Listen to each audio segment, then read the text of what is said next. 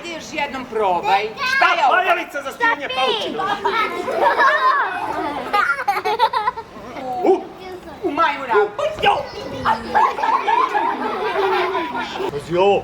Fokus, fokus, prepa, lupus. Pretvori se u... Jedna u isto vreme i duhovita, ali i poučna priča o drugarima koji su onako iz svoje dečje radoznalosti krenuli da istražuju po bakinom čarobnom tavančetu. I tu naravno nalaze svakakve bakine stare stvari koje im podsjećaju na to divno vreme kad su bake naše bile žive i mlade.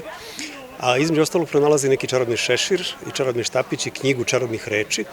Onda to u njima budi želju da to ožive, tu čaroliju i da ispune sebi neke želje. Međutim, naravno, nije to tako lako i te želje su malo veće od onih što je realno ostvariti.